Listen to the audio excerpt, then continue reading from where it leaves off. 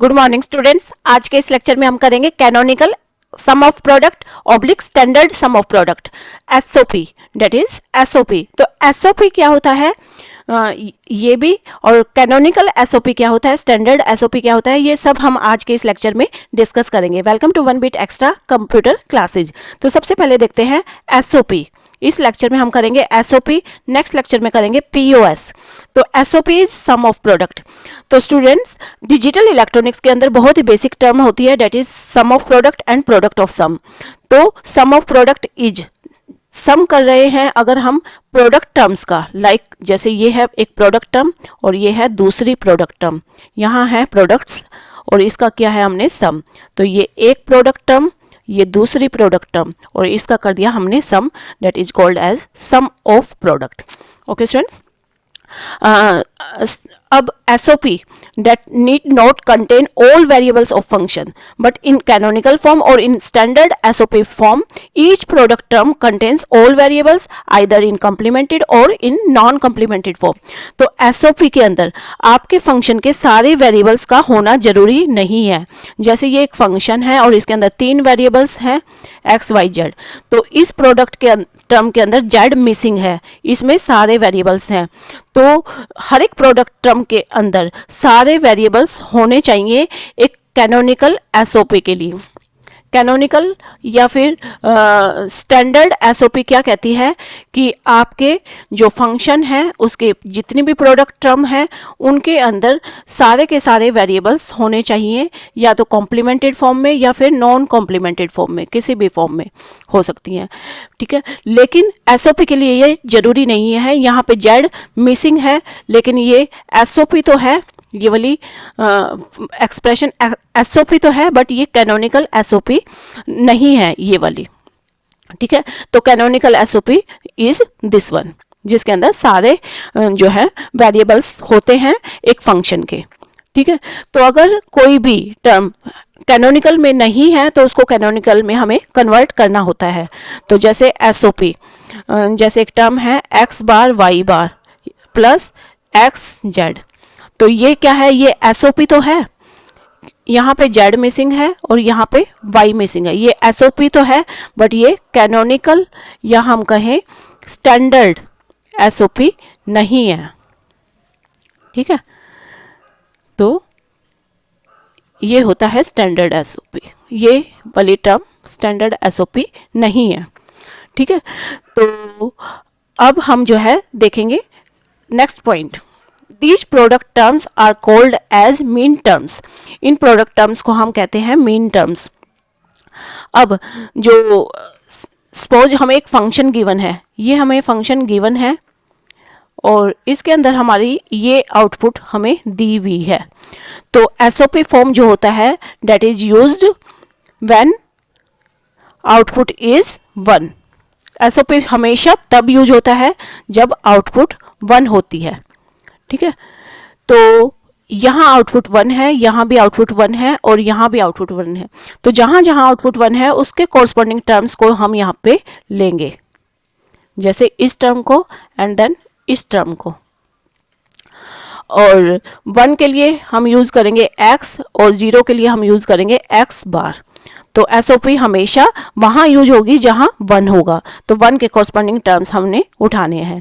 तो ये जो फंक्शन होगा ये कैसे होगा, डेट इज x बार, क्योंकि 0 के लिए x बार होता है तो x bar y bar z bar plus next term debt is x bar y bar z।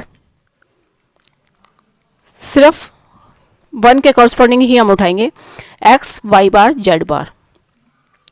ये टर्म्स आ गई आपके एसओपी, जिसको हम कहेंगे स्टैंडर्ड एसओपी। तो इस तरीके से ट्रुथ टेबल के हेल्प से हम जो है स्टैंडर्ड एसओपी क्रिएट करेंगे, बनाएंगे, और इसको कैनोनिकल एसओपी भी बोलेंगे, कैनोनिकल फॉर्म भी बोलते हैं इसको, कैनोनिकल एसओपी फॉर्म, ठीक है।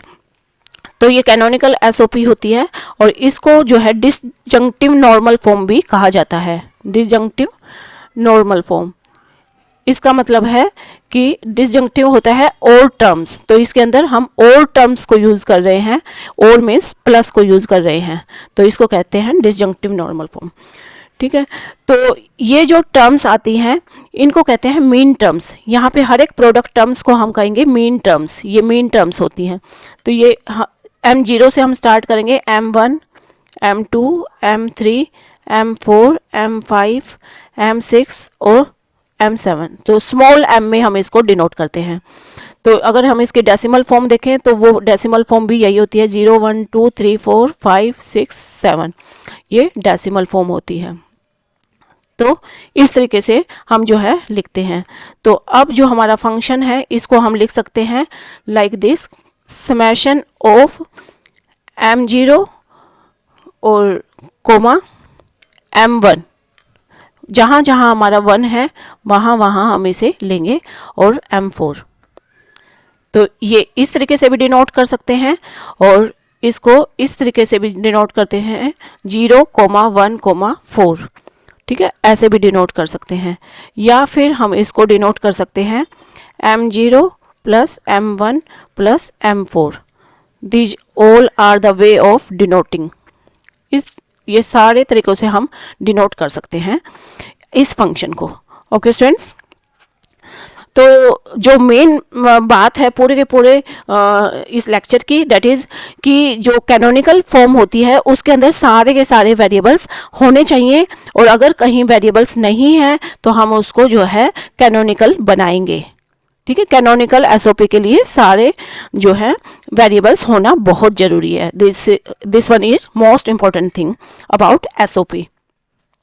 Next we see the one more thing, that is एक और टेबल ले लेते हैं, दैट इज A, B और Y सपोज, और इसके अंदर 2 वेरिएबल्स हैं ये, तो 4 कम्बिनेशन होंगे, 0, 1, 1, 0 एंड 1, 1। सपोज हमें एक फंक्शन दिया हुआ है दैट इज 0, 1, 0, 1। ठीक है, तो यहाँ पे मेन टर्म्स होंगी that is M0, M1, M2 and M3। तो 1 के कोरस्पॉन्डिंग हम जो है एसओपी फॉर्म बनाएंगे। तो इसका कैनोनिकल एसओपी कैसे बनेगा, दैट इज जहाँ जहाँ 1 है तो यहाँ पे 1 है, यहाँ पे 1 है, तो ये क्या हुआ, A bar B plus AB, ये हमारी कैनोनिकल एसओपी आ गई। ठीक है, और इसको हम जो है कैसे लिख सकते हैं, F equal to M1 plus M3, या फिर हम लिख सकते हैं समेशन ऑफ 1, 3, या हम लिख सकते हैं समेशन ऑफ 1 M1, M3।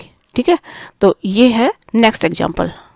ठीक है, अब अगर आपका वेरिएबल मिसिंग होता है, अगर सपोज आपके किसी भी फंक्शन के अंदर कोई वेरिएबल मिस होता है, तो हम क्या करेंगे, we will make it canonical. कैसे बनाएंगे अब, ठीक है, तो हम उसे कैनोनिकल फॉर्म में कन्वर्ट करेंगे। अब next we see conversion from SOP to standard और कैनोनिकल एसओपी फॉर्म। तो किस तरीके से हम उसको कैनोनिकल या स्टैंडर्ड एसओपी में कन्वर्ट करेंगे किसी भी एसओपी को, तो इसके 2 मेथड्स हैं, algebraic method and truth table methods. तो इन दोनों मेथड्स को हम देखते हैं। सबसे पहले देखते हैं अलजेब्रिक मेथड। अब इस मेथड के अंदर क्या होता है, दैट इज 3 स्टेप्स हमें याद रखने हैं। Firstly for each product term, पहले हर एक प्रोडक्ट टर्म के लिए हम क्या करेंगे, we will find the missing variable. ठीक है, तो हम है ना मिसिंग वेरिएबल को फाइंड करेंगे, पहला स्टेप।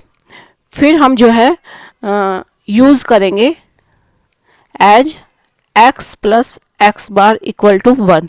फिर हम जो है इस तरीके से यूज करेंगे मिसिंग वेरिएबल के लिए। फिर हम जो है सिंप्लीफाई कर देंगे एक्सप्रेशन को, सिंप्लीफाई द एक्सप्रेशन। तो ये तीनों स्टेप हम करके देखते हैं with example to get the standard SOP form. ठीक है, ये हमने करना है और ये करके देखते हैं तीनों स्टेप्स को यूज करते हुए। सपोज एक आपको फंक्शन दिया हुआ है that is f equal to X plus x bar Y या फिर एक्स वाई बार। सपोज एक फंक्शन है that is f equal to X Y bar. ये हमें फंक्शन दिया हुआ है, ठीक है। और ये कैनोनिकल एसओपी फॉर्म में नहीं है, ये सिंपल एसओपी फॉर्म में है। अब हम इसको कन्वर्ट करेंगे कैनोनिकल एसओपी में, क्या, ठीक है। तो अब यहाँ देखेंगे क्या मिसिंग है, यहाँ पे y मिसिंग है और ये है फंक्शन आपका 2 वेरिएबल्स का। तो ये जो मिसिंग है, अब हम स्टेप्स लेंगे। पहले देखेंगे कि हर एक प्रोडक्ट टर्म में क्या मिसिंग है।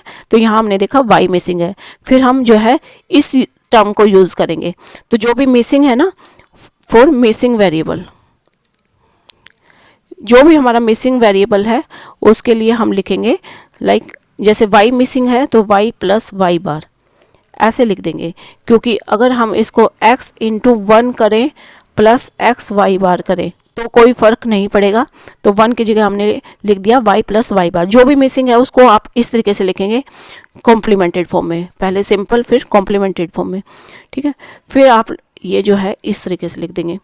तो इस टर्म को अब आप खोलेंगे, that is X Y plus X Y bar plus X Y bar. अब हमें पता है कि ये एक्स वाई बार और एक्स वाई बार सेम आ गया, तो a plus A that is a। ये हमारा हमने लो में देखा है कि a प्लस ए क्या होता है, डेट इज a होता है। तो यहाँ पे X Y plus X Y bar हो जाएगा। ये अब हमारा जो आंसर आ गया, इसके अंदर दोनों टर्म्स आ चुकी हैं। इस प्रोडक्ट टर्म के अंदर भी एक्स वाई है और इस प्रोडक्ट टर्म के अंदर भी एक्स वाई है, यानी दोनों टर्म्स के अंदर सारे वेरिएबल्स आ चुके हैं। तो टोटल वेरिएबल्स जो हैं, टोटल नंबर ऑफ वेरिएबल्स वो हर एक प्रोडक्ट टर्म के अंदर होने चाहिए, वो हो गए हैं, ठीक है। तो हर प्रोडक्ट टर्म के अंदर होने चाहिए। This is the condition of canonical SOP और ये हमारा हो गया है। तो इस तरीके से आपको कन्वर्ट करना है एसओपी को स्टैंडर्ड एसओपी में, ठीक है। तो ये तो एक तरीका था अलजेब्रिक मेथड, और इसका दूसरा तरीका है that is truth table method. तो अब हम देखते हैं ट्रूथ टेबल मेथड। तो इस मेथड में हम क्या करेंगे, जैसे हमारा क्वेश्चन था, एसओपी फॉर्म हमें दी हुई थी, that is f equal to X plus X Y bar, और इस बार हम यूज़ करेंगे ट्रूथ टेबल मेथड। तो हम यूज़ करेंगे एक्स वाई। तो एक्स वाई दो वेरिएबल्स के कम्बिनेशन, डेट इज़ 4, 0 0 0 1 1 0 एंड 1 1। अब लेंगे हम that is X Y Y bar. पहले हम ले लेते हैं वाई बार। तो Y bar is opposite of Y, 0 की जगह 1, 1 की जगह 0। अब एक्स वाई बार, इन दोनों का एंड टर्म्स लेंगे, एक्स और वाई बार का। तो दोनों 1 है तो आंसर 1 जाएगा, अदरवाइज 0। तो ये हो गया एक्स वाई बार। अब हम करेंगे x plus X Y bar. तो ये एक्स है और ये है एक्स वाई बार, इन दोनों को देखेंगे और टर्म लेंगे। तो कोई भी एक 1 तो आंसर 1, 0 0, यहाँ पे 1 है, यहाँ पे 1 है तो 1, और यहाँ 1 है, यहाँ 0, तो यहाँ पे 1 यहाँ पे होगा, क्योंकि कोई भी एक 1 है तो आंसर 1। ये आ गया हमारा x प्लस एक्स वाई बार, ठीक है। तो ये हमारा फंक्शन आ गया। अब हम क्या करेंगे, जो हमने ट्रूथ टेबल के थ्रू अब ये कन्वर्जन करनी है, तो जहाँ जहाँ हमें पता है कि हम 1 जहाँ जहाँ होता है एसओपी के अंदर, वहाँ वहाँ जो है हम टर्म्स उसके कॉरस्पॉन्डिंग x और y उठा लेते हैं। तो ये है हमारे x और y, और ये हो गया x Y bar plus X Y, ये हमारा फंक्शन निकल आया। तो ये भी हमारा आंसर आ गया कैनोनिकल फॉर्म में। तो ये दूसरा तरीका था। अगर आपको पर्टिकुलरली कुछ भी नहीं कहा गया है कि किस मेथड को अप्लाई करें, तो आप कोई भी मेथड अप्लाई कर सकते हैं कैनोनिकल एसओपी में कन्वर्जन के लिए।